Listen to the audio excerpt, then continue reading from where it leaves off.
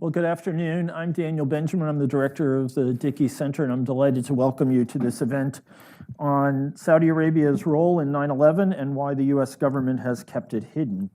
So we are now headed toward the 20th anniversary of the historic events of 9/11. We are reminded of this especially today after the discovery and killing of Abu Bakr al-Baghdadi, the so-called caliph of the Islamic State in Syria over the weekend, someone who had eluded US forces for many years. And of course, Abu Bakr al-Baghdadi connects us and is really part of the long shadow of 9/11. The group he led was the successor to al-Qaeda in Iraq, which arose after the 2003 invasion of that country by the United States. Now, as someone who has been deeply involved in counterterrorism since 1998, when Osama bin Laden issued his famous fatwa calling for believers to kill Americans wherever they could find them, and who was working in the White House when we lost 2 embassies in East Africa, and who spent the day in the State Department Operations Center when bin Laden himself was found and killed in 2011. This seems like a chain of events that we will never be fully free of. In the investigations following 9/11 by the Congress, the Blue Ribbon 9/11 Commission, and the federal government, the actions of many, many players were scrutinized. And one of those players that drew the most interest was the Kingdom of Saudi Arabia, home of 15 of the 19 9/11 hijackers, as well, of course, as bin Laden himself.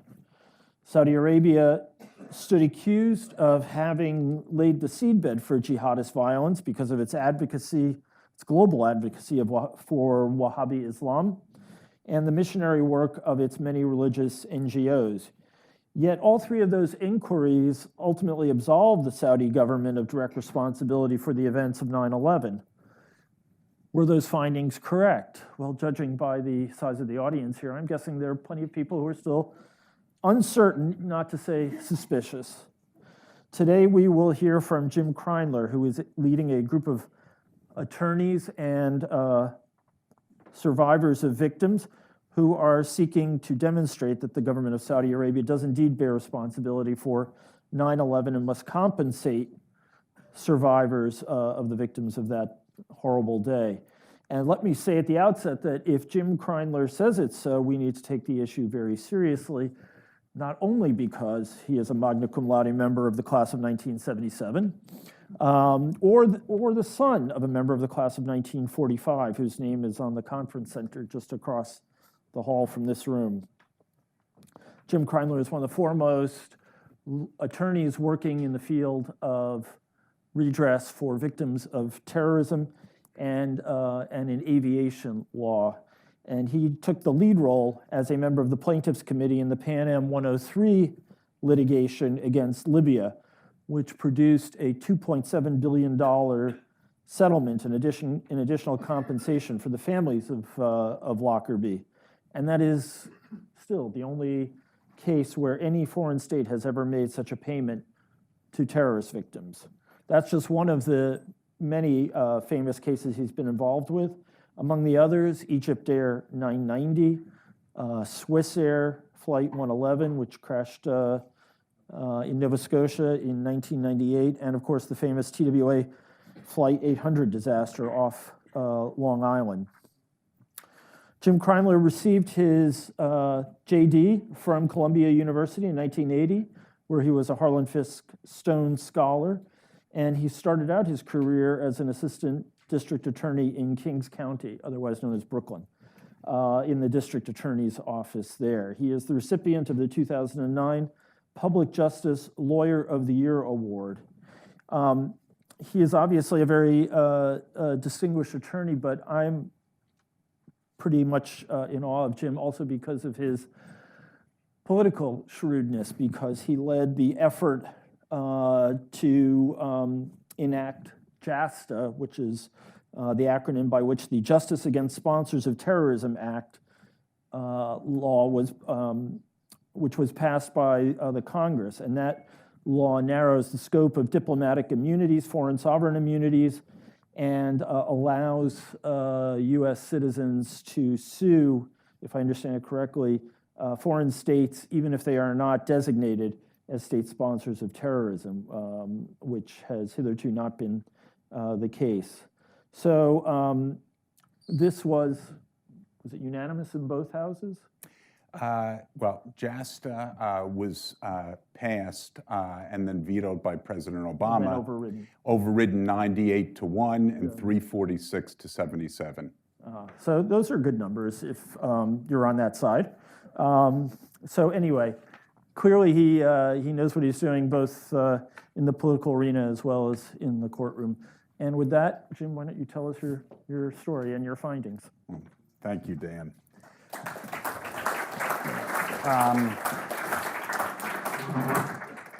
You know, it's always a great pleasure for me to be back at Dartmouth, and I'm here with my wife, which makes it even more fun. But to talk to you in this room dedicated to my dad about our life's work, Pan Am 103 and 9/11, is especially gratifying. Walking over here, we passed Silsby when I was here, and I was class of '77. That was, and I think still is, the government building. And like many government majors, I, at the time, had an abiding faith and belief in the integrity and efficacy of our government. Talking to you now, I'll make a prediction.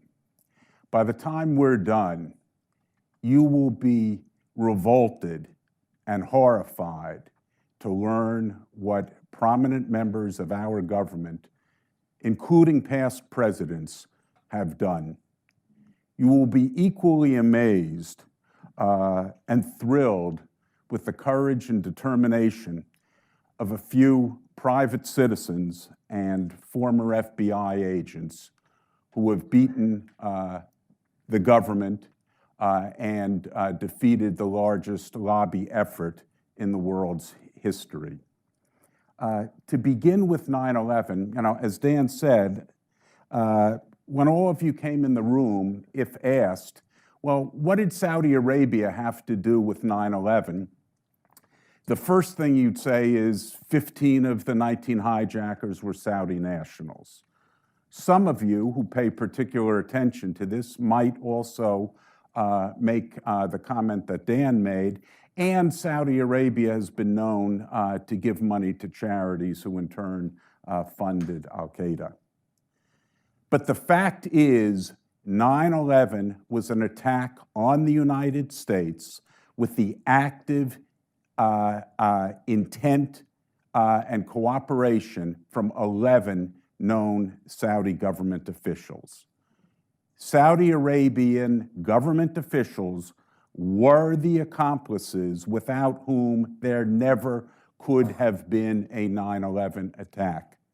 And I'm going to give you a little information about that. The starting place, I guess, is why would Saudi Arabia support Al-Qaeda? Osama bin Laden is Sunni, et cetera. And to understand that, we have to go back to 1979. Most of you with the same hair color as me will remember that year. I was in my third year of law school. The current students obviously will not. But 1979 was a wake-up call to the world and the Islamic world in particular. Two cataclysmic events happened. The Shah of Iran was overthrown, something that seemed unthinkable at the time, by radical Shiite Muslims. And in the same year, the mosque in Mecca was taken over by Wahhabi radicals. Now, the House of Saud was built in partnership with the founder of Wahhabism. But until, and you must remember that the king of Saudi Arabia, now King Salman, in Arabic, his title is the keeper and protector of the holy mosques. The word king doesn't appear in his Arabic title. When that happened, the royal family had an oh my God moment.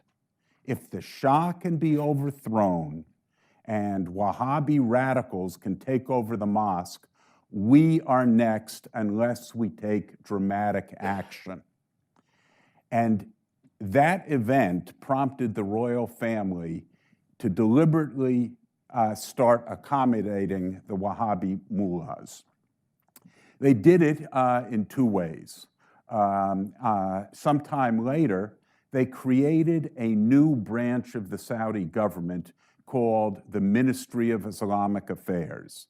The Ministry of Islamic Affairs is dedicated to the spread of Wahhabism internationally. And every embassy and consulate in the world has Ministry of Islamic Affairs officials embedded in it, as well as foreign ministry, intelligence, what have you. The second thing to keep in mind is the nature of the Saudi Arabian government. You all know that there are many members of the royal family. Well, how do you get ahead there? How do you become foreign minister, defense minister, deputy crown prince, or king? They don't have elections. The way in which you rise to prominence and power in Saudi Arabia is to seek and obtain the support of the Wahhabi mullahs. So every prominent person in Saudi Arabia, King Salman, his predecessor, all made their pilgrimages to kiss bin Laden's ring in Kandahar. Without doing that, they would not have the internal support they needed to rise into positions of power. In my mind, it's not so much affinity with Wahhabism that prompts the leaders of Saudi Arabia to support bin Laden, who is not a black sheep by any means. Just as an aside, one of his close relatives on 9/11 is working in the Washington, D.C. embassy as an embassy official and the head of one of the Saudi charities that are supporting al-Qaeda. What did these Saudi officials do? They had supported al-Qaeda not just with money, but with the logistical support al-Qaeda needed to mount the 9/11 attacks and the Cole bombing before it. Those of you who are our age remember the embassy bombings? Okay. Before we get to 9/11, it's worth remembering, something you and I talked about at lunch. Why did bin Laden turn from an ally of the United States fighting the Russians to the vitriolic hatred of the United States? In my mind, the number one reason that caused him to despise us was the presence of U.S. military troops, particularly female troops, in Saudi Arabia after we were protecting Kuwait and the Emirates and Saudi Arabia from Saddam Hussein. So for many years before 9/11, you had Saudi government officials working with al-Qaeda and coordinating with al-Qaeda. What happened on 9/11? The two lead hijackers, Hazmi and Midhar, attended, toward the end of 1999, attended a convention, a conference in Malaysia of al-Qaeda and other terrorists at which the 9/11 attack was planned, as well as the Cole attack. These terror attacks all emanated from a tragic event in 1988. How many of you remember when the USS Vincennes shot down the Iranian Airbus mistakenly, killing 300 plus people? So Iran vowed revenge. The plot to destroy 10 U.S. commercial air carriers was called the Bojinka plot. a plot that Khalid Sheikh Mohammed knew about and tried to implement. Khalid Sheikh Mohammed's nephew, Ramzi Youssef, was the convicted bomber of the 1993 attack on the World Trade Center. 9/11 was a combination of the Bojinka plot to destroy 10 U.S. aircraft with the attack on the World Trade Center in 93. The World Trade Center, of course, is seen as a symbol of American capitalism, particularly Jewish American capitalism. And that's why it was such a potent target for bin Laden.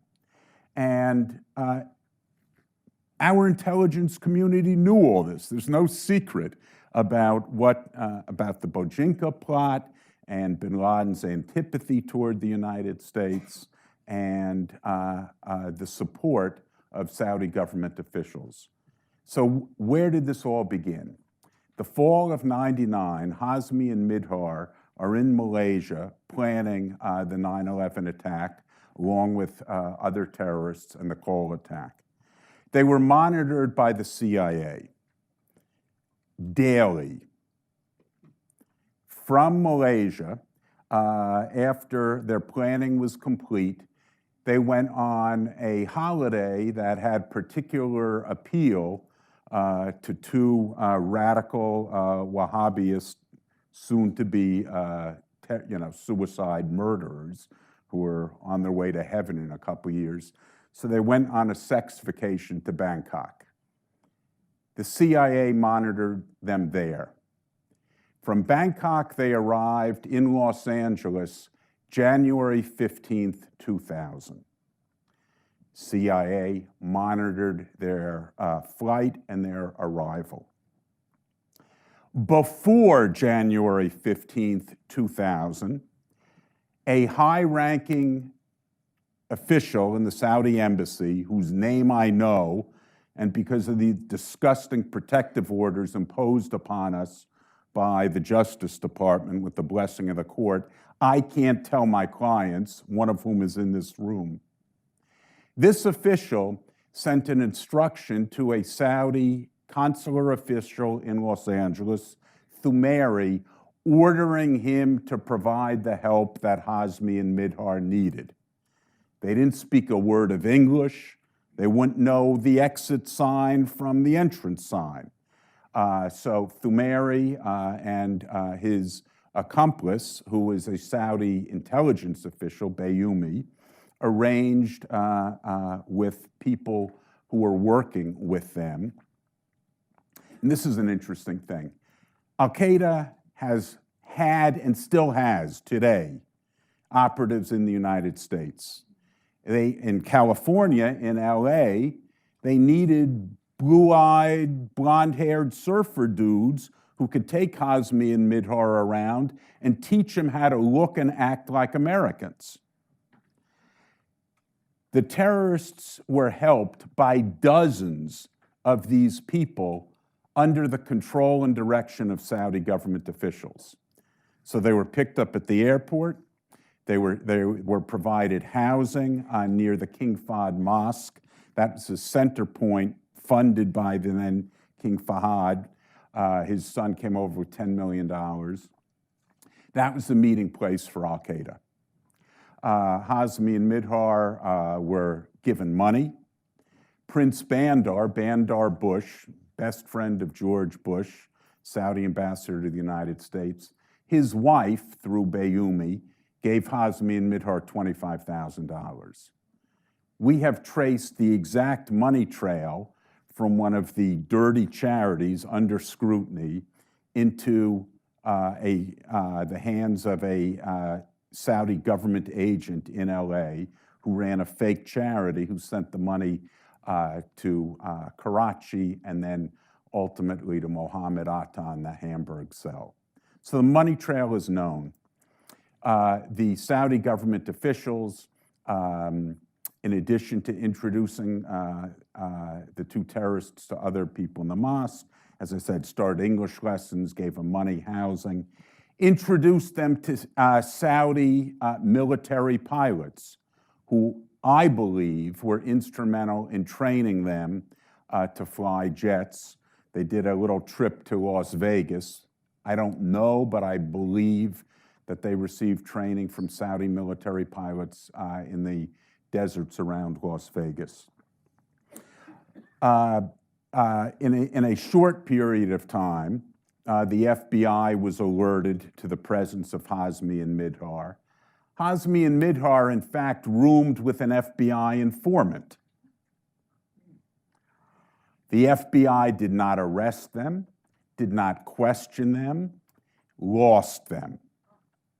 The CIA, of course, what they're doing is illegal, and was probably under the mistaken approach that they could turn the two and that the two terrorists would help root out Saudi dissidents who the royal family would have exterminated.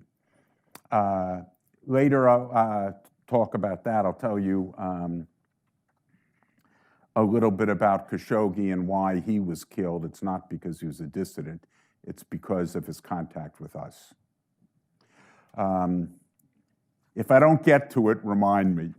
The two terrorists are in the United States, monitored until they're lost by the FBI and the CIA.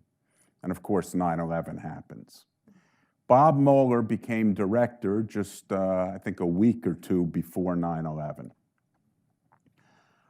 What happened on 9/11?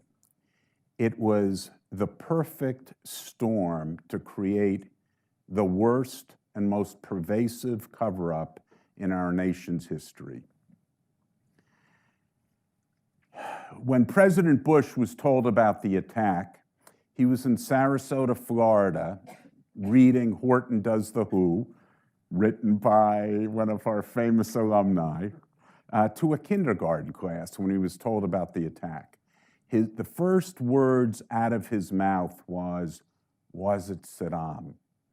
Remember how set he was upon killing Saddam Hussein, who had vowed to kill his father, the previous President Bush.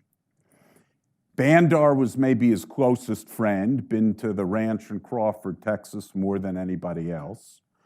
On 9/11, we were still dependent upon Saudi oil. It's long before fracking. President Bush was set upon using the 9/11 attack as an excuse to go to war with Iraq and kill Saddam Hussein. And who was our most important ally in that war? Saudi Arabia. So immediately, he and those close to him in the White House did not want to hear anything about the Saudi government role in 9/11.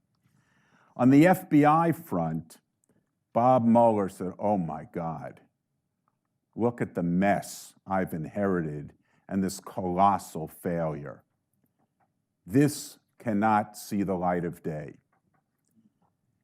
You would expect that the top counterterrorism agents in the FBI would be put in charge of the investigation.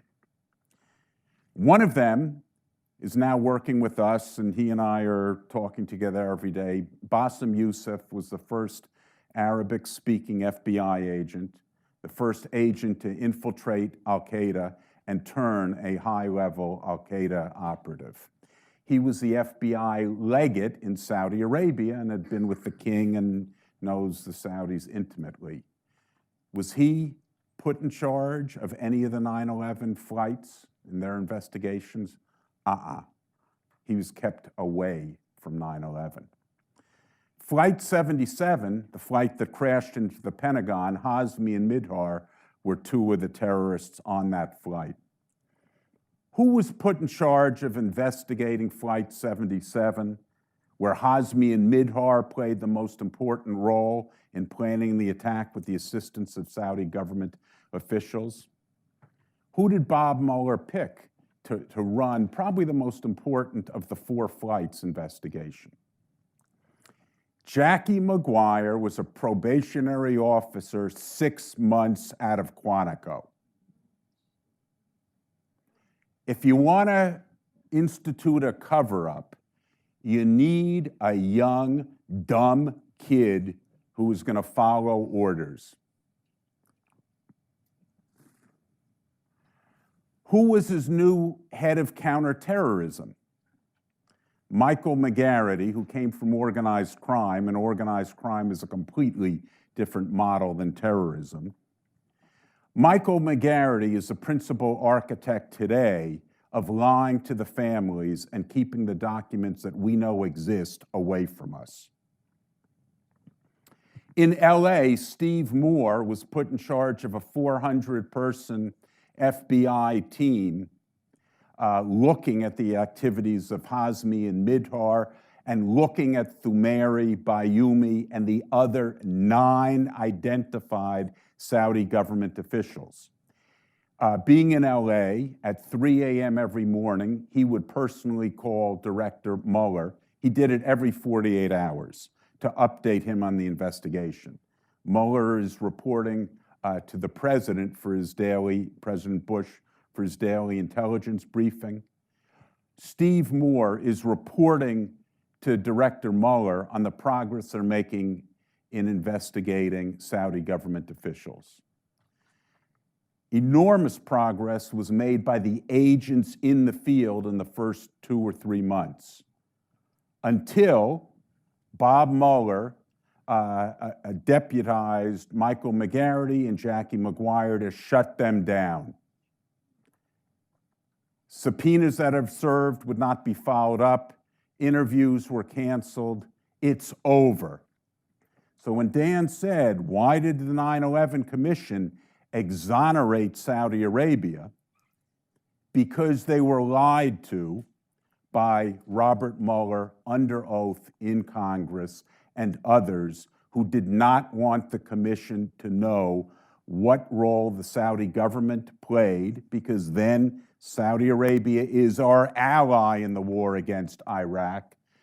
And he did not want the world to know about this colossal intelligence and law enforcement failure. The investigation was dead. The agents who are working the case are disgusted, horrified, and after a couple years, when the 9/11 Commission came out, and they know what a lie it is, on their own, they resurrect the investigation.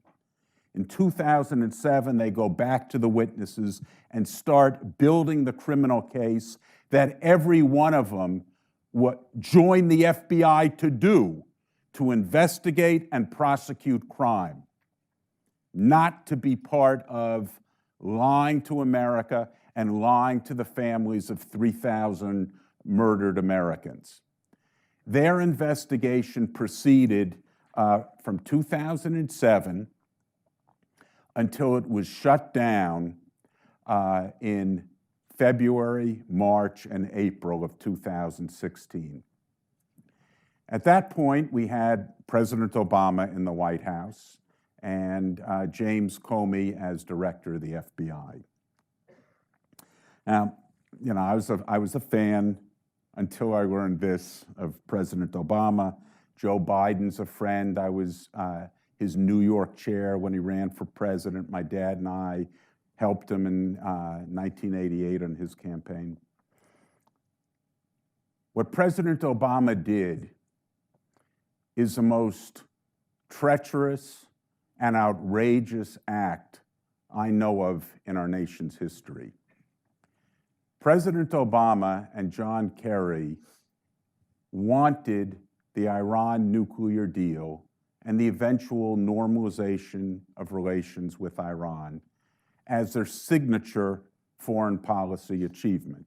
And it's a goal we all share. It'd be great if you could get Iran to abandon nuclear weapons and change.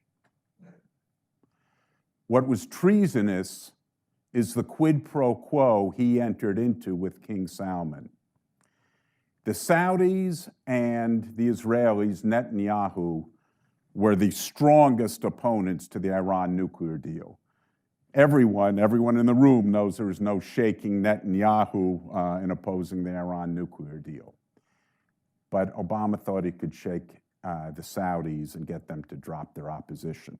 With their opposition and the Israelis, there's no chance of it passing the Senate. So he cut a deal with King Salman, and his deal was, I will kill the 9/11 litigation if you stand down in opposing the Iran nuclear deal. That deal was struck. As we were mentioning before, when Congress passed JASTA overwhelmingly, Obama vetoed it, the only veto of his presidency that was overridden, and as I said, overridden 98-1, just Harry Reid dissented, and 346 to 77 in the House. What I thought at the time was that's what Obama did to kill the agent's investigation into 9/11. What I didn't know when JASTA was passed then was what happened in the Bureau. That's when James Comey had Michael McGarrity and Jackie McGuire shut down the resurrected FBI investigation. So, you know, being at Dartmouth, the room is filled with smart people, and you're thinking like, how does this guy know any of that? The answer is, after all these years, the agents who have worked the case, many of them have retired, and they've come to us and said, here's what we know. We want to finish what we started when we joined the Bureau. The only way for the truth to come out is for us to join with you. So when we demand documents from the FBI and the Department of Justice, we know exactly what we're looking for. So we have been in a fight, not just with Saudi Arabia, JASTA. Saudi Arabia hired 19 lobby firms, and my estimate is they were paid something between $50 and $100 million a year to lobby against us and kill JASTA. They enlisted veterans and put them up at the Trump Hotel and steak dinners and said, help us get rid of this stupid law, without telling the veterans that they were going to be screwing the 9/11 families, that JASTA was the law the families needed to lift the legal immunity that Saudi Arabia claimed.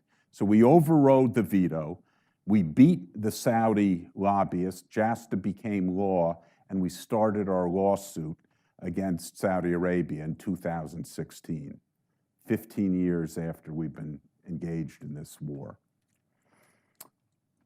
The Saudis were shocked. You know, they've got the king on their side, King Obama. They're spending $50 million. How can a bunch of cripples and widows and orphans hobbling around Congress beat them?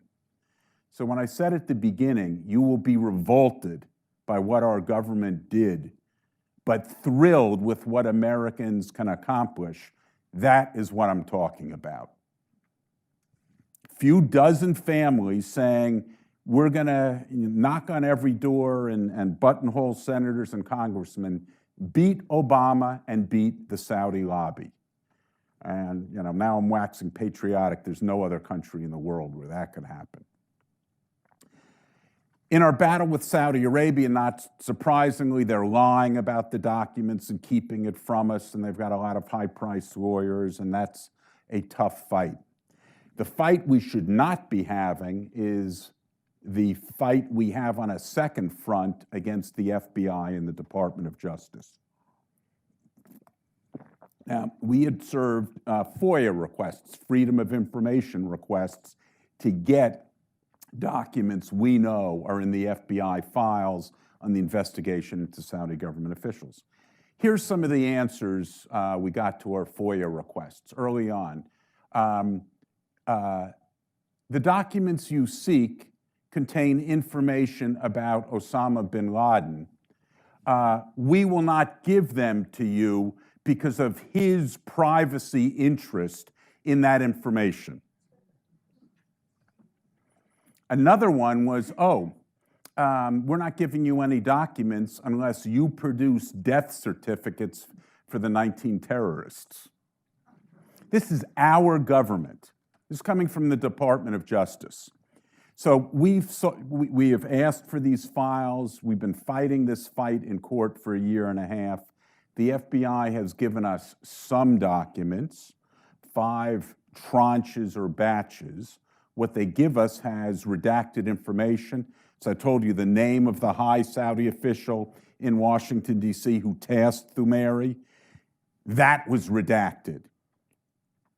And what we have, we're given under a protective order that precludes us from telling the families and speaking about it publicly. And I'm disgusted with these protective orders, and we're doing whatever we can to overturn them, but the judge is not terribly sympathetic.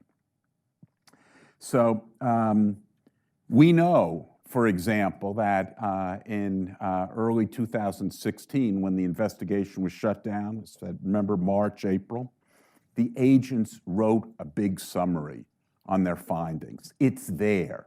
It has this vast body of information about who, what, where, and how the Saudi government officials acted as the essential accomplices to al-Qaeda. We've asked for it. We haven't gotten it.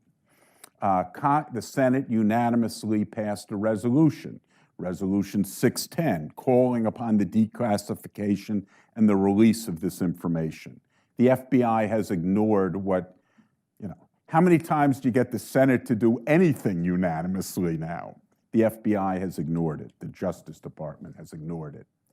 I and some of the families were with President Trump on 9/11. The next day, Attorney General Barr invoked state secrets and national security as an excuse to keep the FBI documents hidden. We're fighting that. We have some champions. Tomorrow, Tulsi Gabbard at 1 o'clock will hold a press conference saying release, the information to the families. So luckily, we've got a lot of people, fighting this fight, but we should not have to be fighting our own government. We're making progress in court, but for us to win in court could take another 5 or 10 years. So we're trying to enlist support in Washington for us to get the documents, because if we get the FBI files, the Saudis know the game is up. And probably all of you have been reading about Saudi Arabia's desire to take Aramco public, do the IPO for 5% of the company, a company that will be worth between, depending upon the estimates, $1.3 to $2 trillion, and New York is the preferred venue over Hong Kong or London. So we're operating in Washington to try and get support there, because there's no way that us and the families are going to stand for taking Aramco public 100 yards away from ground zero. So Saudi Arabia has to resolve the 9/11 case for the Aramco IPO in New York to happen, in my opinion. So our fight is on 2 fronts in court, with Saudi Arabia and with the FBI, and daily interaction with people in Washington who can help us and persuade, MBS, who was 15 when 9/11 occurred, to engage and resolve 9/11. Khashoggi. You want to hear about Khashoggi? Okay. So MBS's younger brother, KBS, was ambassador at age 28, Saudi ambassador to the United States. You may remember after Khashoggi was murdered, the NSA released some intercepts with communications from Khashoggi's phone to others. And that contained an intercept of communication between Khashoggi's phone and KBS's phone. Within 24 hours of that information being released by the NSA, KBS, what's the proper verb, did a tweeted the following message: I've not spoken to Khashoggi. I only texted him, and my last text was October 26, 2017. Something that's why put the date in? That's weird. So the best investigator in the world, who knows more about Al-Qaeda terror financing than 100 people combined. I said, John, what happened that day? He said, oh, that's the day that one of our investigators met with Khashoggi in D.C. Because Khashoggi was, part of the intelligence community. We knew he knew a lot about Saudi government involvement in 9/11. And he said, would you come to New York and talk to my boss? He said, yeah, I would do that. So I'm sure that as soon as she left, he called KBS and said, look, the 9/11 lawyers are on to me. They know that I know what you guys did. Now, I didn't give him anything, but you're holding my kid in Saudi Arabia. You harm one hair on his head, and I will. So my belief is Khashoggi was killed not because he was a dissident. It's a lot of dissidents, but because he was holding this axe over the Saudis' head. So our fight continues. I could be doing this, for another 10 or 15 years, but I am hopeful that, with the enthusiasm and aid and support by people in Washington, we can kind of break through and bring Saudi Arabia to the table, because I know eventually they're going to lose, and engaging sooner would be better than all these details eventually coming out. So should I stop now and do some questions? Sure, why don't we... Okay, that sounds good.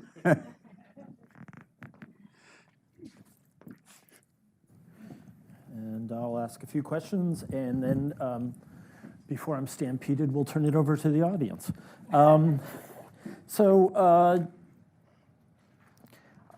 It's a lot for me to wrap my mind around. I'm going to have to completely rewrite my book. We can co-author the next one. Yeah. Well, if you give every different version, you can corner the market, right? So let's drill down a bit. From my work, I know that the way that some of these Saudi NGOs worked is that you might have management that was not criminally inclined, but that there were sort of rotten veins, that there were, corrupt lines of communications, and terrorist operations were being supported in different countries by people who were operating without the authorization of the head of these very large NGOs, in some cases. Is it your claim that these Saudi government officials were, in effect, operating in the same sort of way, or is it your claim that responsibility goes very high in the Saudi government? Yeah, I don't know how high it goes in the Saudi government. I'd say this, given Saudi Arabia, we think of a church-state distinction that doesn't exist there. So, to me, the charities are part of the Saudi government. It's part of the mission of the Ministry of Islamic Affairs. And they all have, profit-making components, whether it's growing poppy, the walnut trade with Turkey's president when he was mayor of Istanbul. King Salman was involved in that, and they cornered the walnut market, and money is being diverted to Al-Qaeda.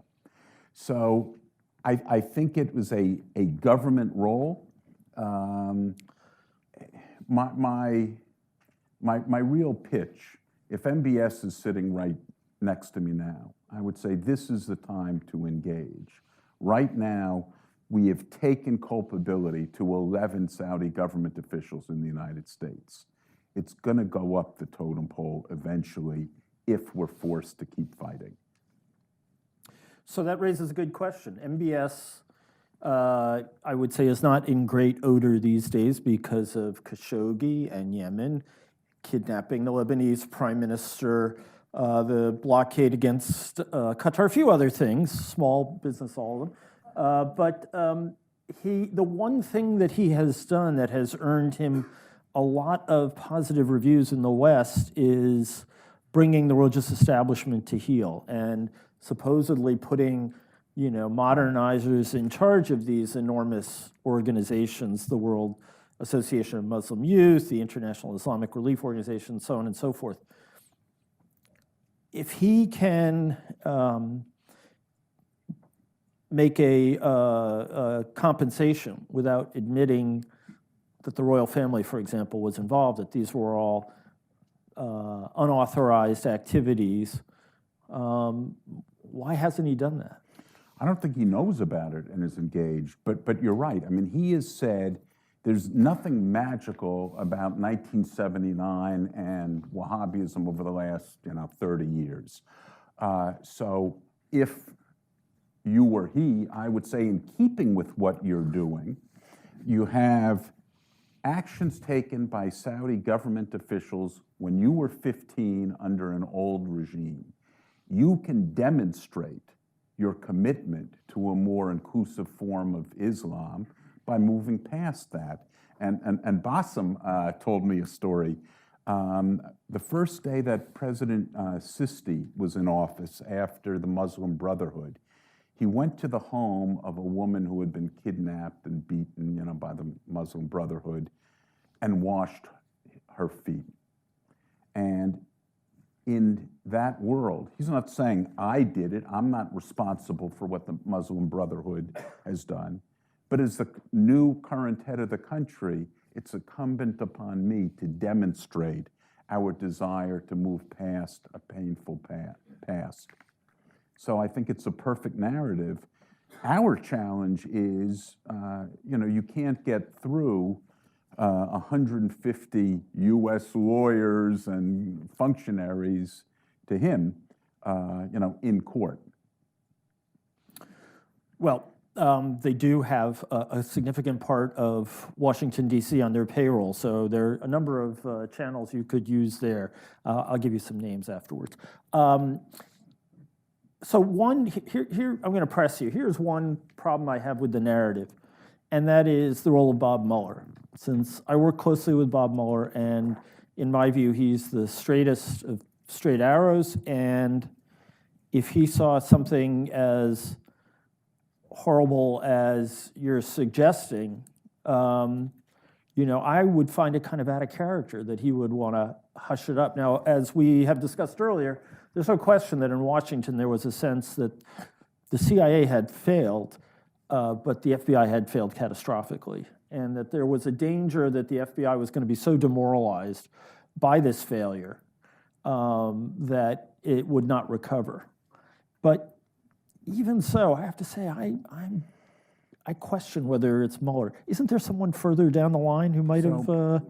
Bob Mueller in 2003 testifies in Congress, until the formation of the 9/11 Commission, I had no information that Saudi government officials were involved. Steve Moore has testified under oath, I was briefing Bob Mueller every 48 hours.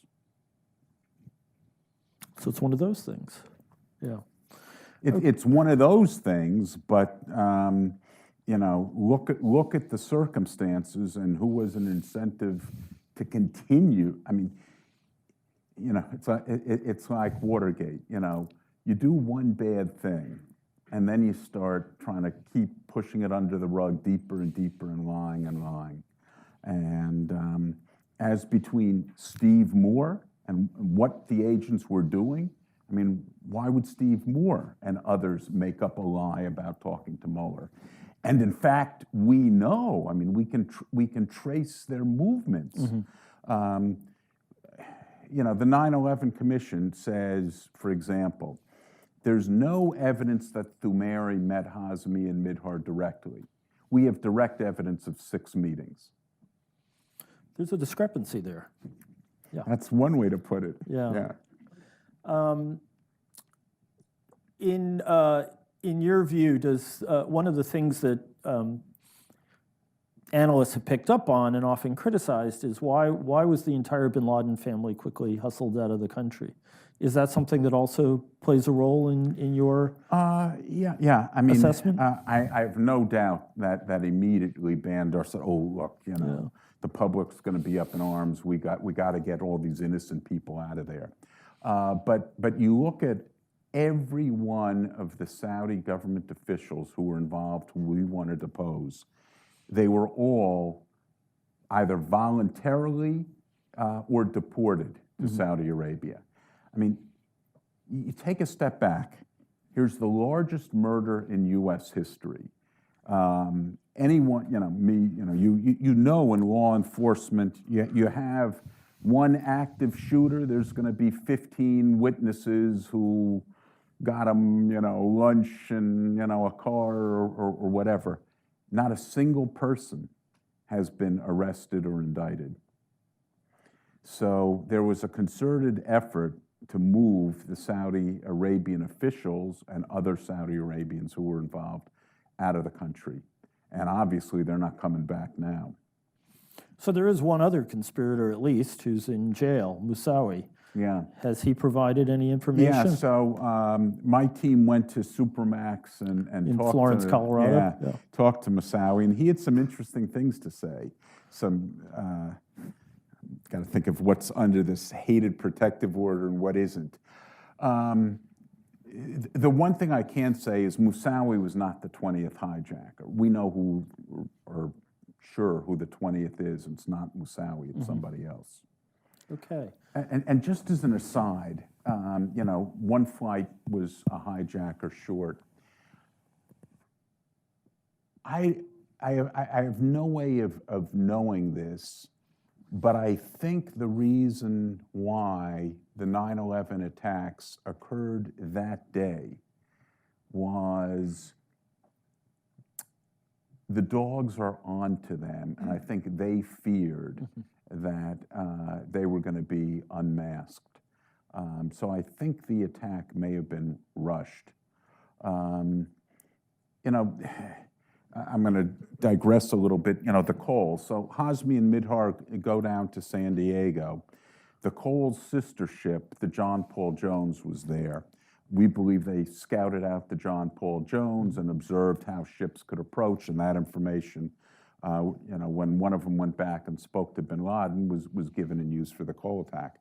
I also think that their initial reason for going to San Diego was to launch a terror attack on the Ronald Reagan, the nuclear-powered aircraft carrier, which was mysteriously moved from San Diego to Norfolk, Virginia that summer. Now, since the CIA had been tracking them, my own guess is CIA to the Defense Department. Ooh, you better move the Ronald Reagan. So last question, have you had any conversations with any Saudi officials about this? No. No. None. By choice, or they won't take the meeting? Well, the way it would work is I could talk to their lawyer who's been paid whatever, $50 million to defend the case and say, why don't we talk settlement? And it's going to go nowhere. I mean, the only way it will happen is from the top, for MBS to say to someone, why don't you explore some possibilities of resolution? Did we just lose a mic? Was that me? Okay. Can you hear me okay?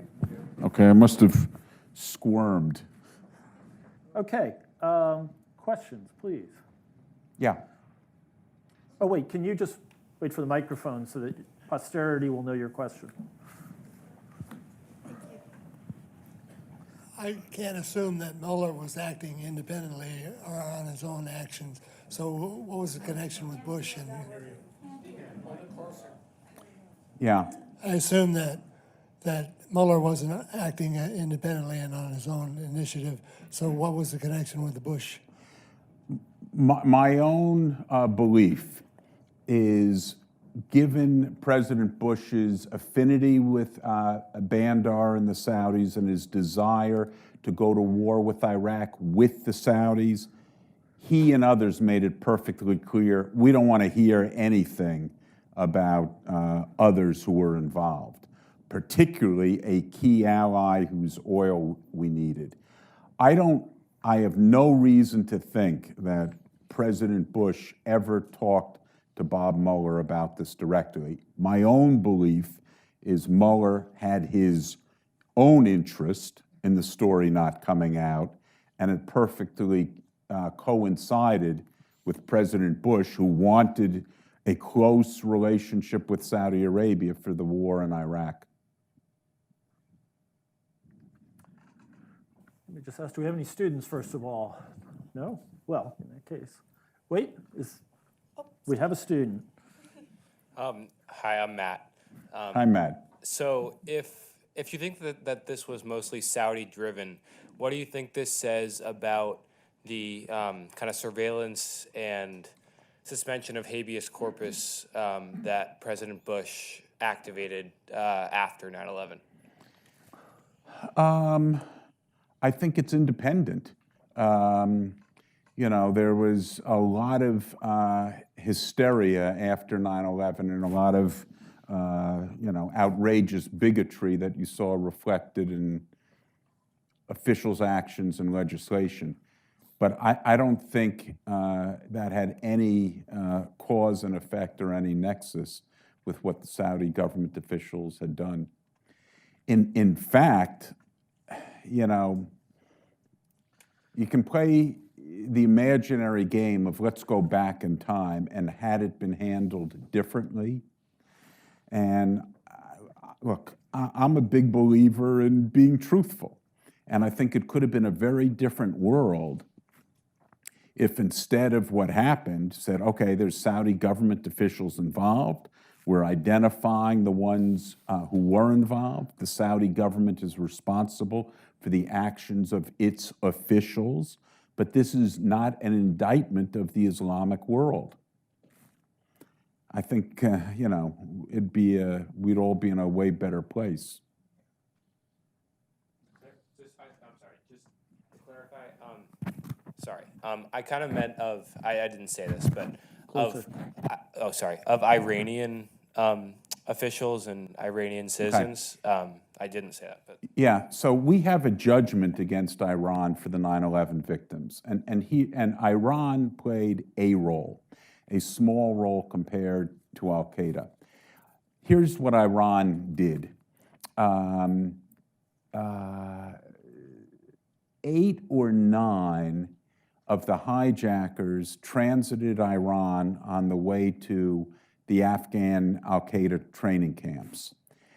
Iranian officials, knowing they were Al Qaeda, and they had special markers in their passports indicating they were Al Qaeda, did not stamp their passports with an Iranian stamp.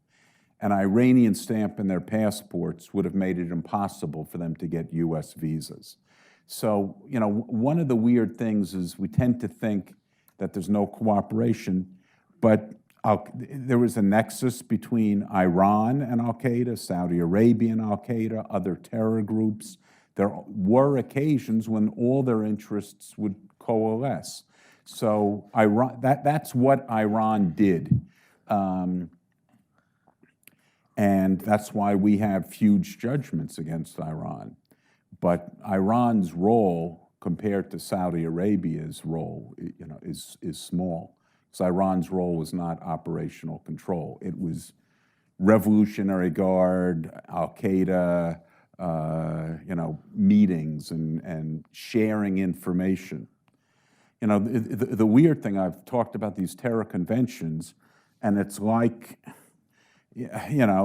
data technology people's conventions or automotive conventions. They all get together and say, oh, what's working? What's a hot idea? Let's, share some ideas. So actually, I want to follow up on that because you started saying something when you were at the podium, and then I don't think you made the connection. How do we get from the Vincennes to the Bojinka plot? Yeah. So after the Vincennes was shot down, Iran vowed revenge. Iran then, and still today, is working through other terror groups, Palestinian General Command, Hamas, etc. Khalid Sheikh Mohammed was kind of a freelancer. So in the groups talking about how to wreak revenge, they came up with the idea of, for Iran, we're going to destroy 10 aircraft. And remember the two Air India planes, East and West, who were bombed? I think that was part of the Bojinka plot. So, you know, here's how they all would cooperate and morph. So, Popular Front for Liberation of Palestine General Command has a cell in Germany. They've built 10 IEDs, improvised explosive devices, to be put in checked luggage to blow up U.S. air carriers. The German police raid the cell in Neuss, Germany, October of 1988, disrupting this plot. That's when the Iranians subcontracted their attack to Gaddafi. Reputedly, Gaddafi was paid $10 million by Iran for having the JSO, it's his intelligence agency, do the Pan Am 103 plot. Symbolically and intentionally, we insisted upon a payment of $10 million per death for each of the 270 murdered people in Pan Am 103. So, you know, the world is filled with coincidences. Captain Macquarie was the captain of Pan Am Flight 103. His son flew the lead F-16 in the Tripoli bombing. Interesting. Okay, more questions. Right there, you've been very patient. Hi, my name is Liz. Hi, Liz. I have a very basic question about the mental state of King bin Salman, because I was under the impression that right when he became king, he was out to lunch, as you know. So you were talking about Obama and he negotiating, but I didn't even think he was making decisions back then. The previous king. King Abdullah. Abdullah. Okay, thank you. Is Salman capable of making decisions? I don't know. You know, the stories you read is MBS is the effective head of the Saudi government. Although we saw Salman step in and pull back the IPO a year ago. You know, and there was some supposition that, you know, MBS might be removed as crown prince. That would be great. Well, you know, yeah, yes and no. I mean, the notion of being able, with impunity, to kill someone who threatens your nation is not a notion unique to him in that country or that world. So I don't know. You know, when he removed Prince Nayef was crown prince, and he was deputy crown prince, and he bumped out Nayef and kind of held him. Mohammed bin Nayef. Yeah, held him hostage. And there was a real power play among these two branches of the royal family, and MBS seems to have won out. Have you had any contact with anyone at Guantanamo? No, we've asked for permission to depose some of them, and that's been granted in theory, and in theory we're going to take those depositions. And I have mixed feelings about those depositions. And frankly, I don't think it's essential for our case, and I don't know that anyone there could or would provide meaningful information on what Saudi government officials did. I'm looking on this side of the room. Back here. What would have been the geopolitical objective of the high Saudi officials involved in this plot, in this 9/11 plot? Did they achieve it? And what would be the result of there being some fessing up for having done so? Yeah. Well, I don't know who the highest officials were. My guess is personal advancement, support from the Wahhabi mullahs for actively assisting bin Laden. And, you know, there's this university, Iman U, and that's where all the imams are trained and the Saudi government officials who populate the Ministry of Islamic Affairs. So you have this ministry directly dedicated to the spread of Wahhabism. I mean, if you'd ask me what would be a great thing for MBS to do, would be to say, I, as a young man, am turning the page on what some people in our government did 20 years ago, because the planning is now more than 20 years ago, and I am disbanding or altering the Ministry of Islamic Affairs. I mean, that's the best way to lend teeth to his statement, I'm, you know, clamping down on the Wahhabi extremists.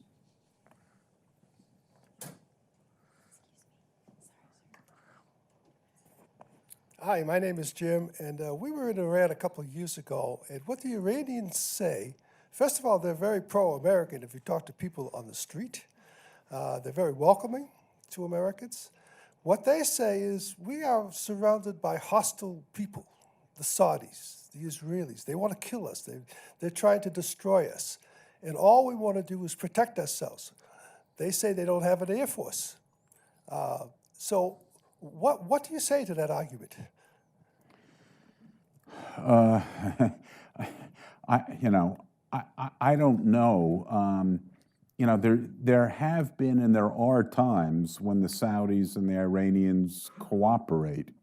So clearly, each of them is saying, we are the threatened party under attack, and, you know, we're protecting themselves. I mean, that's why, you know, when I talk about President Obama and this deal, I would love to see a denuclearized and Iran open and accessible to the West and at peace. I mean, let me add one other thing. These wars serve a purpose. So the war in Yemen is the way in which MBS has made his wealth in the post-oil, you know, era. I mean, you go back 20 years ago, and you had to, you know, you want a deal, you want, you know, Saudi oil, you have to pay big bribes. Now, any contract, anything the Saudis buy, a percentage, 25%, 30%, has to be paid to a local Saudi company, you know, to help rejuvenate the Saudi economy. Well, guess who owns those local companies? So, you know, if you need to generate, if you need to buy billions and billions of dollars of arms and nuclear power plants from Westinghouse and others, you need a war to justify all those arms, or a potential war with a country like Iran. So it relates to your question. I think there's an enormous amount of personal interest at play rather than ideology. But you know, I'm no expert. I've never been to either country. It's just from, you know, what I'm gathering in a tangential way, you know, with my work. How about right over here? Thanks for coming. My name's Luke. So just trying to understand then motivation on the U.S. side. Are you claiming then that President Bush's motivation for invading Iraq was sort of family related because he wanted just revenge for his father and he was completely ignoring any sort of other motivation is purely like you're taking sort of a not psychological analysis of President Bush then? Yes. Okay, that was the shortest answer of the day. Thank you. How about right here while we're, Victor, how about over here? Whoop. And remember, after 9/11, you got to do something. You want a war to show we're hitting back. So I think he had his antipathy towards Saddam Hussein, and he needed an enemy, and he needed a target. So you mentioned, Jim here, you mentioned that Attorney General Barr suppressed release of the FBI report. Have you had any other interactions with the current administration or any smoke signals from them that indicate a change in approach to your litigation? Here's what I think, yes. I mean, we had a very positive meeting with President Trump on 9/11. I think, Bill Barr is new to this. Here's the point. We've been seeking specific documents, the 2012 FBI summary, 2016, the evidence referred to as to what this high Saudi government official did. Legally, to invoke national security and state secrets, it has to be personally done by the head of the agency. It can only be done by Bill Barr personally. Now, we got an affidavit from Bill Barr and Michael McGarity. Michael McGarity says there's an active investigation, which is a complete lie, and national security, state secrets justify keeping this information from the families. In his affidavit, Bill Barr did not say, I have personally reviewed these documents and I personally have determined that their release would threaten national security and state secrets. So I think, government and bureaucracy, you know better than I think, he had a report from McGarity and others, this is going to jeopardize an active investigation and we need you to sign an affidavit. So he did. And keep in mind what is remarkable and offensive about this. There are many cases where the government has invoked national security and state secrets. Every one of those cases involves CIA activities in another country, intelligence in another country.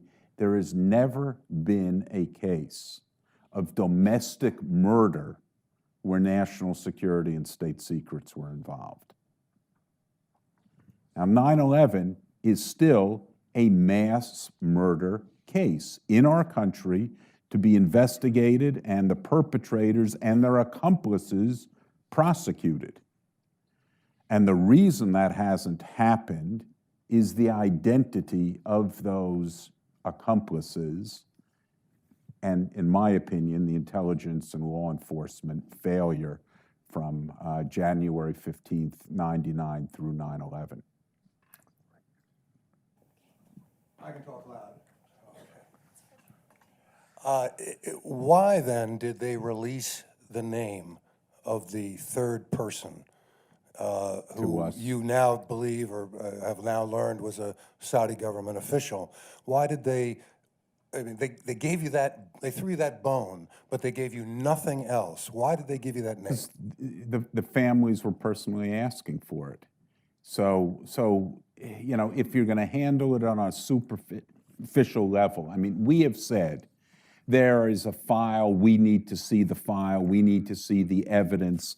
And the most outrageous example is keeping from the families the name and identity of the higher official and what he did. So when you deal at the highest levels of government with the presidency, you get, we're going to help, give him the name. So I am optimistic that we're going to be able to break through. I don't think certainly the president or Bill Barr personally, has any familiarity with all this. And I'm trying to encourage them. Friday will be, the government's papers are due on Friday. We filed a motion to give us this information. So I am hoping that we can get the attention. The challenge is not to convince the highest people, the president, Bill Barr. The challenge in dealing with the administration is to get them to focus sufficiently to overcome what I see as a clear cover-up being perpetrated by McGarity and McGuire. And to state the obvious, when the news is, other than Baghdadi, is impeachment, and everything else, it is enormously hard, to break through. I mean,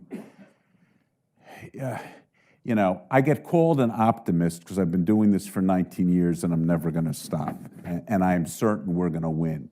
It's not that I'm optimistic about winning. It's we're telling the truth and we're right. And eventually, stars will align so we get the attention of the people with real control who can make it right. And I think it's going to happen, but the challenge I see in Washington is to overcome the power and influence of those who've been perpetrating the cover-up and get the time and attention from those who can do something about it. If you were granted everything that you're going for, every court, every fight that you're in, that you're granted everything, could you give all of us some idea of the result, the fate of those in Washington and those in Saudi Arabia that would be the result of your having everything?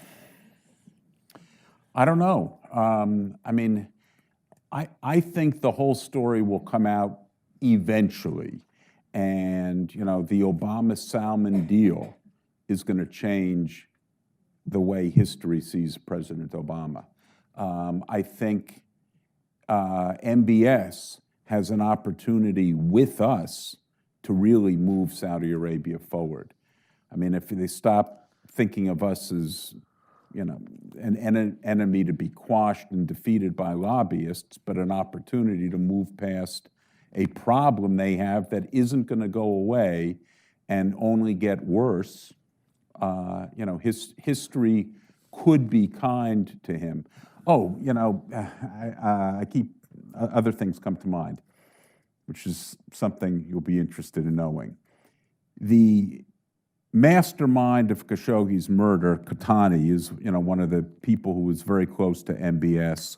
He is not one of the 11 charged with murder or crimes in Saudi Arabia.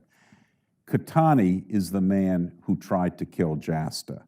He's on the FARA forms hiring the Washington, D.C. lobbyists to prevent Jasta from becoming law.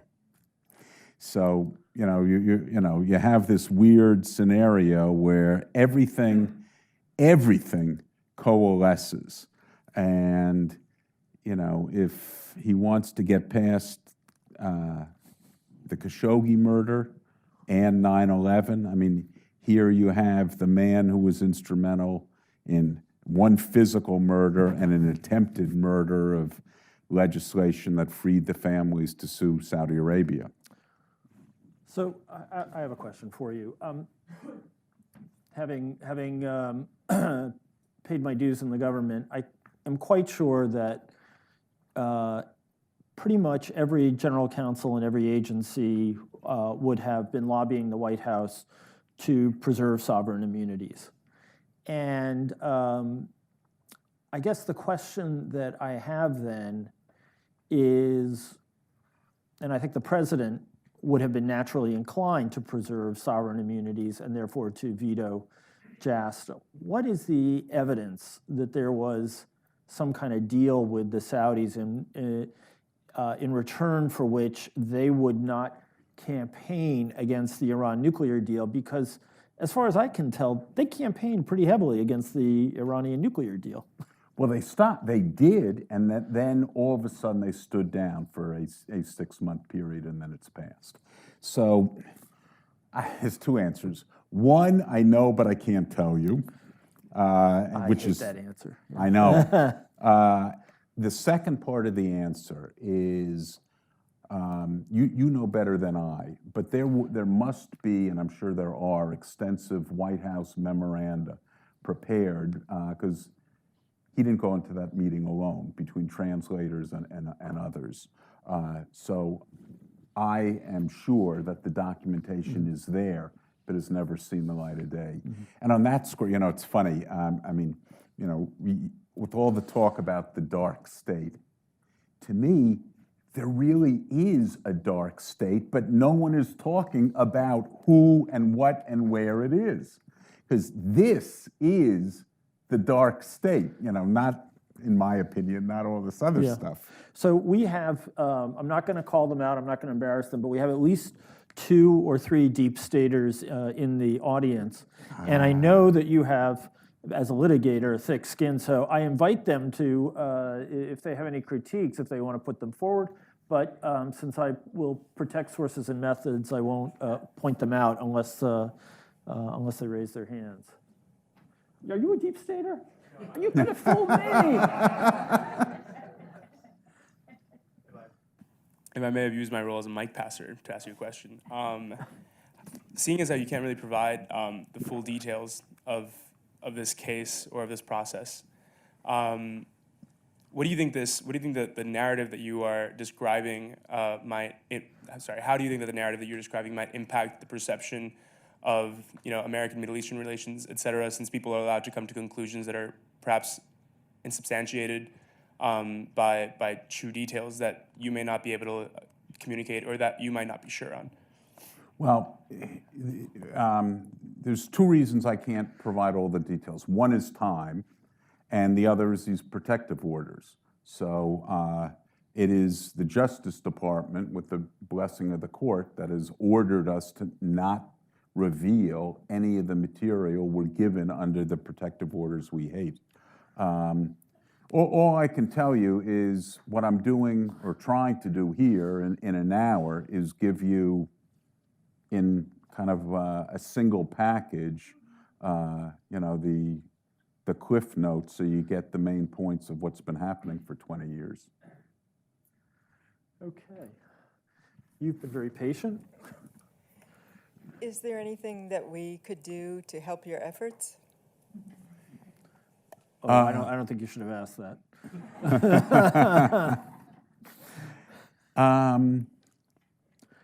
Yes. I'm bad at the technology. There is a website, Declassify the FBI 9/11 Files, or something like it. And it's open to the public. It's largely populated by the 9/11 community. But you could get on that. And, the old adage is, sure, talk to your congressman and just say, your senators. I mean, the Senate has already passed this resolution to declassify. But I would say, sure, speak to your congressmen and senators and say, who you are, what you listen to, and what can you do to get the 9/11 FBI files declassified and given to the 9/11 families? It's of concern. And to state the obvious, when it's of concern to a lot of voters, things are going to happen. Is that a binding resolution or non-binding? Non-binding. So we want to get a House resolution. So if we have a joint resolution, it's passed to the president, just to get Send him a message, right? Right. Okay. Eyes on it. Okay. We have time for one more question. Looking back over the last few years, Trump, when he became president, made his first trip as a head of state to Saudi Arabia. Do you think there was anything in that, or sheer stupidity? Maybe this is the first time I say no comment. No,